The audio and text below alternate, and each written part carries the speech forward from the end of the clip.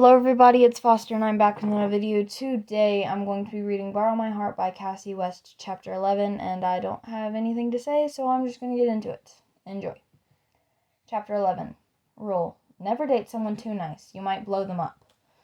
Apparently I wasn't a swamp girl, or I sucked at rolling dice, or I knew nothing about the game I was playing, or the strength of my character because I died. The ghost of a goblin murdered me, and my death save rolls were worthless. The crushing disappointment I felt at my death surprised me. I wanted to do better at the game, to be a natural or something. Perhaps reading my expression, Asher turned to the dungeon master and said, "She can rejoin as another character, right?" "No," Clint boomed, and continued in his affected voice. "Her death is true and final. There is no reincarnation in this world."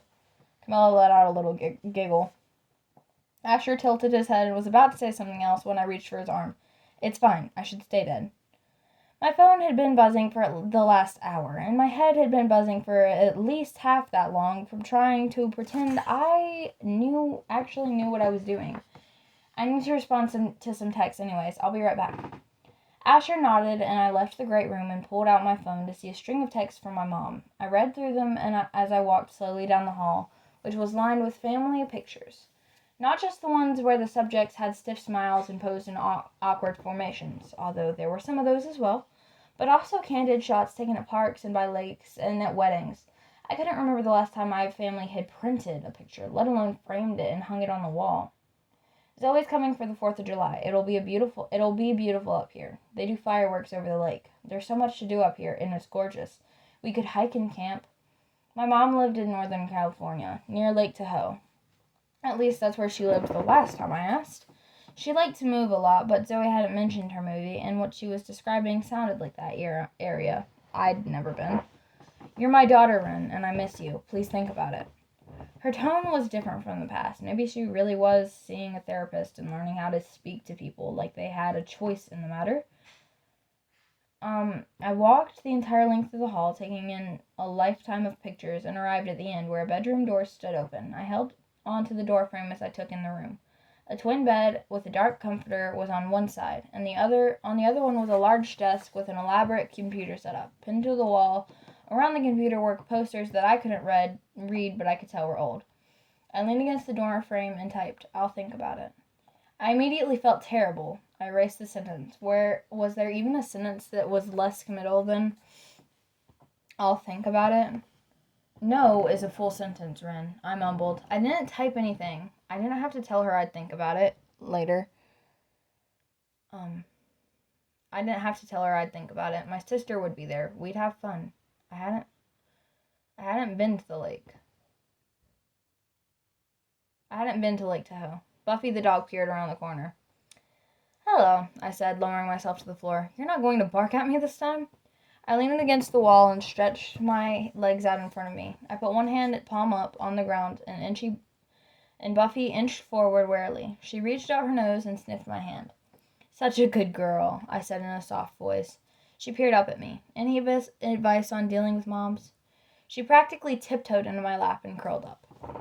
"I'm not willing to try this with my mom." I gently ran my hand down her head and back. Asher poked his head into the hall. "Hey, did you get lost?" He smiled big. "Oh, I see you found your real friend." "I mean, she didn't let me get killed in a game, so..." He watched Buffy for a moment. "I'm impressed." "I'm practically Snow White. I just need to find some hidden forest free of people where I can live out my days."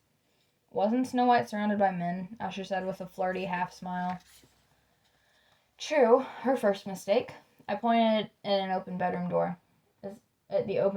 door. "Is this your room?" "It is. What's up with the posters?"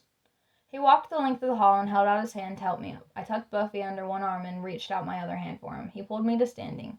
My shoulder bumped his chest. "Sorry," he said. "Why?" I asked. He put his hand on my lower back, steadying me. I met his eyes, which were crinkled at the corner with a smile. My breath caught. "You want to see the posters?" he asked. "What?" "In my room." "Oh, right." I placed Buffy on the floor and followed Asher in as he flipped on the light. I walked to his desk to get a closer look. One of the posters was of 3 old ladies, one of whom was screaming into a corded phone. Big yellow words above their head read, "Where's the beef?" Another poster had a woman with the milk mustache and the words, "Got milk," next to her. What in the... I asked, finally turning around. Remember all the old memes I used to DM you? I coughed a little. My body apparently hated telling lies. Yeah, of course. I like to study patterns in media and why popular advertising worked in its respective era. Asher shrugged. I told you I'm a marketing nerd. Wow, I said. I had no idea how deep you'd fallen into the marketing hole. Tell me you've heard of these these ad campaigns. I mean, he pointed to the Nike swoosh and the words "Just do it" beneath it. This started in 1988, and it's still going strong. Why? Because it's catchy. It's memorable. I nodded slowly. Speaking of, the Bean Games. What? Last night at Olive Garden, I was trying to tell you that I thought up a campaign for Bean that might generate some buzz. Oh, right, I said. The buzz we need generated. What are the Bean Games?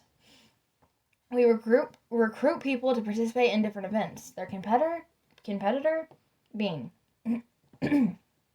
Like what? Fetch? Sure, or a puppuccino drinking contest. Who can drink it the fastest? You're gonna make humans drink one of those dog coffees? I asked. They're mostly just whipped cream, right? It would be funny, and it would, I smiled, generate buzz. Exactly. We'll do one competition a week and have sign-ups on Instagram to be a future participant. My mind spun as I thought about the idea. It was something we hadn't tried before. It would get people interacting with Bean, and if he wasn't a jerk, it could work. Hey, you should go into marketing when you grow up. My parents would be so proud. I have a feeling your parents would be proud no matter what you did. They seem aggressively proud. They are. They really are. How would that be? I wondered.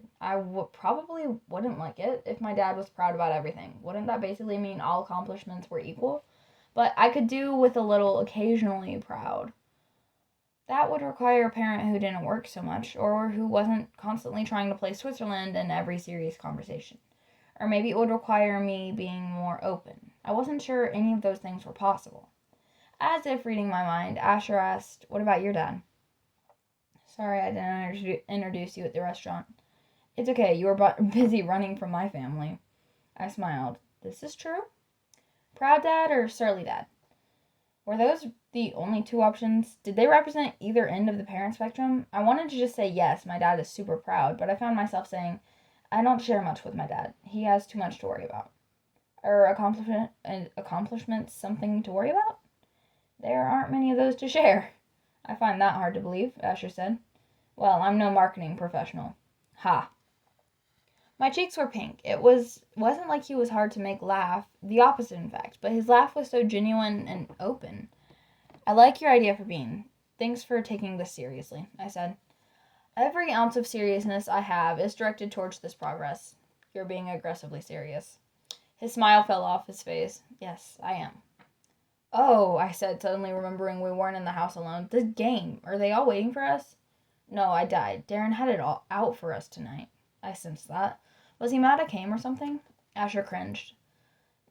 Not mad exactly, just mad I didn't tell him a week in advance. He puts a lot of work into these. Sorry he went hard on you. I wouldn't have known the difference either way. My roles were off too. I wouldn't have known the difference either way. My roles were off too, I said. Yeah, they were, he agreed.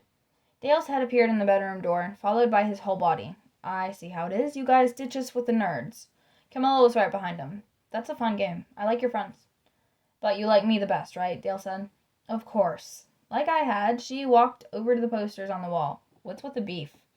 He's a marketing genius, I whispered. Did you design these? Cammy asked. I wish, Asher said without a hint of sarcasm. I couldn't help but laugh. I summarized Asher's idea about the Bean Games to Camilla and Dale.